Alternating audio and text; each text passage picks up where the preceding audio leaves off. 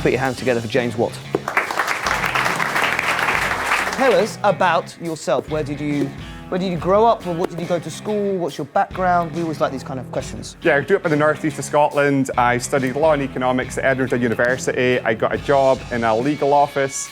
I walked out after 2 weeks. I absolutely hated it. I spent the next 6 years on a North Atlantic fishing boat. During that time, I started making beers at home. So the UK beer scene dominated by the faceless, generic, multinational, monolithic industrial corporations making goddamn awful fizzy yellow insipid liquid cardboard and spending millions upon trying to convince people that watered down fallacy is what good beer is about. We were looking out and seeing the amazing craft beers coming out of the US, and those were the type of beers that we were making at home. So that's how our beer journey began. You quote Kurt Cobain in here, which is, "I'd rather be dead than be cool." This kind of idea of you don't want to be cool, you want to do what is sort of authentic and truthful. We just do what we do, and I've always said to myself and my team, what we're doing is either going to be a reasonably big success or it's going to crash and burn completely, but we don't care because, again, the space in between is boring. So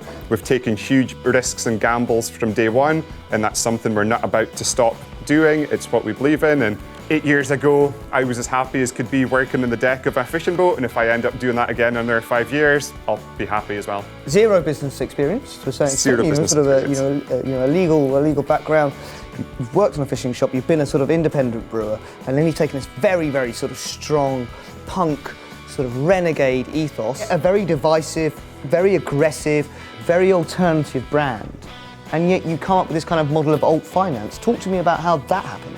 Back in the day when it was 2 humans, 1 dog, filling bottles by hand, we were selling at farmers markets, we were selling just out the boot of my car, and we sent some beer to a Tesco beer competition.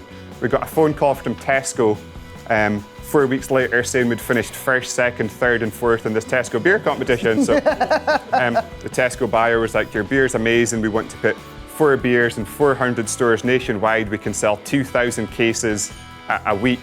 And I just sat there with my best poker face and didn't mention anything at all about the fact it was 2 guys, 1 dog, filling bottles by hand. 4 months to figure out how to supply this. So we went to our bank. We've got this amazing deal with Tesco, but I need £100,000 for a new bottling line. I need £50,000 for new fermentation tanks, but look how much beer we're going to sell to Tesco. This is going to be awesome. Please give us some money.